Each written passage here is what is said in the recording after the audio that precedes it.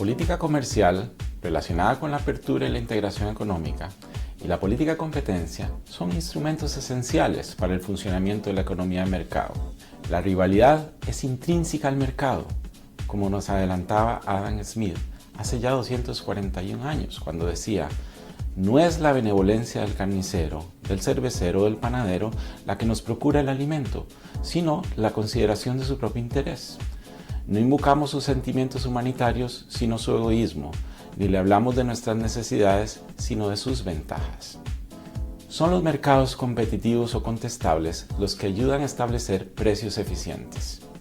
Cuando las barreras a la entrada se sitúan en la frontera, mediante aranceles o barreras no arancelarias, la política comercial define el camino a seguir. Cuando las barreras se dan dentro del mercado doméstico, la política y la legislación de competencia intervienen. Lo cierto del caso es que la apertura comercial no basta para tener mercados competitivos. Es un elemento necesario, pero no suficiente.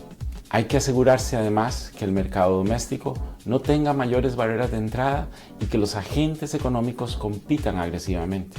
Sin embargo, no es un secreto que la política de competencia está constantemente en tensión con otras políticas públicas, a menudo impulsadas por factores que aumentan el papel del gobierno en la formación de los precios.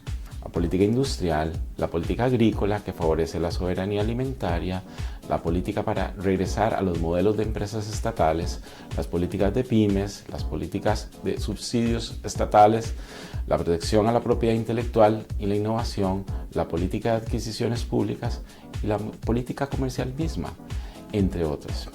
Vivimos momentos hostiles hacia algunas de las políticas de mercado tradicionales, especialmente hacia la política de apertura comercial, con la decisión del Reino Unido de abandonar la Unión Europea o con la decisión de los Estados Unidos de abandonar el TPP y renegociar el NAFTA. A pesar de esta nueva tendencia proteccionista, muchos de los acuerdos comerciales regionales modernos contemplan la obligación de mantener políticas públicas de competencia. El ejemplo más claro se dio en el proceso de integración europea. Ya el Tratado de Roma, en 1957, la política competencia se posicionó como uno de los ejes de integración del mercado único. El capítulo 15 del NAFTA sobre política competencia fue uno de los precursores en el caso de los acuerdos de libre comercio. Si bien el CAFTA-DR o el acuerdo bilateral entre Estados Unidos y Panamá no tienen capítulo equivalente, sí lo tienen los acuerdos con Colombia, con Perú y con Chile. El acuerdo de libre comercio entre México y Costa Rica impulsó a este último país a adoptar una legislación moderna de competencia a mediados de los años 90. A nivel regional, hay 4 bloques de integración que buscan consolidar uniones aduaneras o mercados únicos. El Mercado Común Centroamericano, la Comunidad Andina, el Mercado Común del Sur o Mercosur y la Comunidad del Caribe o CARICOM. Sin embargo, la ley y la política de competencia aún no juegan un papel importante en estos esfuerzos de integración más profunda. En el Mercosur, no hay legislación regional de competencia sustantiva, sino solo un requerimiento para contar con una legislación nacional y algunos esquemas de colaboración. El Comité Regional de Competencia no es operativo y además sus decisiones no se pueden implementar directamente, sino que tienen que pasar a través de las autoridades nacionales. La Comunidad Andina tiene un marco jurídico regional sustantivo, conocido como la Decisión 608, pero lamentablemente no se ha utilizado hasta ahora, dejando el asunto como un ejercicio teórico. CARICOM ha promulgado normas regionales y cuenta con una comisión regional. Hasta el momento no se ha adjudicado ningún caso.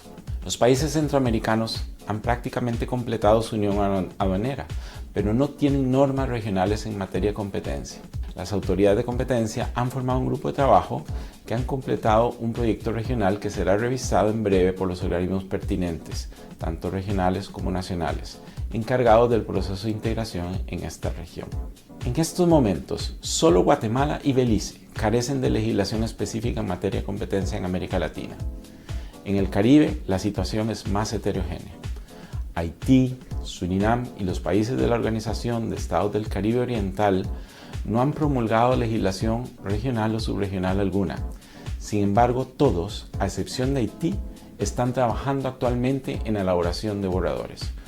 Barbados, Jamaica, Guyana, Trinidad y Tobago tienen organismos de competencia en operación. Existe una comisión de competencia regional con sede en Paramaribo, Surinam, bajo la CARICOM, que establece la legislación de competencia regional. ¿Por qué debemos seguir promocionando y fortaleciendo la política de competencia en el marco de la apertura comercial y la integración económica? Por razones de política social, política fiscal y política de productividad y competitividad. Veamos. La mayor parte de los bienes y servicios consumidos por las poblaciones que viven debajo del umbral de la pobreza tienen fuertes problemas relacionados con la competencia. Es decir, un gran porcentaje del poder adquisitivo de los pobres se ve afectado por la falta de comportamiento de mercado en algunos sectores. Suponiendo que los bienes y servicios en los carteles tienen un sobreprecio de entre 20 y 40%, cualquier corrección inducida por la política de competencia puede aumentar de facto los niveles del poder adquisitivo de los pobres con un costo fiscal muy pequeño. Los consumidores de América Latina pueden haber pagado cerca de 35.000 millones de dólares en sobreprecios debido a la fijación de precios de los carteles internacionales entre 1990 y 2007. En otro estudio, la OCDE midió el impacto del poder de mercado de los niveles de gasto de los hogares en productos básicos como tortillas, pollo y leche en México. Los datos mostraron que el efecto negativo relativo del poder de monopolio es mayor en el 10% más pobre de los hogares. Por otra parte, la eliminación de las barreras legales en algunos casos puede tener efectos similares o incluso más grandes porque las distorsiones son mayores y difíciles de superar. Ahora veamos la dimensión fiscal de la competencia. El papel de la política de competencia en la mejora de las adquisiciones públicas está muy bien documentado, aunque no se divulga con frecuencia. Los organismos encargados de las adquisiciones públicas a menudo centran su atención en la transparencia y la posible corrupción, pero no en la comprensión de la estructura del mercado, las barreras de entrada y el potencial comportamiento ilegal entre los competidores, que son, por definición, las preocupaciones típicas de las agencias de competencia. Hay un enorme potencial de ahorro y de impacto fiscal positivo, dado el peso de las compras públicas en el Producto Interno Bruto, alrededor del 15% en promedio, si existiese una mejor persecución de licitaciones colusorias. Finalmente, la política de competencia puede convertirse en uno de los pilares de la competitividad a largo plazo para las empresas que tratan de sobrevivir en los mercados locales, regionales y globales. Ya desde los años 90, el profesor Michael Porter de la Universidad de Harvard indicaba que la rivalidad entre las empresas era una condición necesaria para la competitividad, productividad, y donde una implementación de la legislación de competencia era el elemento clave para inducir la rivalidad. Aunque a veces se acostumbra a ver la aplicación de la ley de competencia solo como una herramienta para combatir la conducta ilegal de los agentes económicos, también es fundamental para el desmantelamiento de las barreras legales de entrada.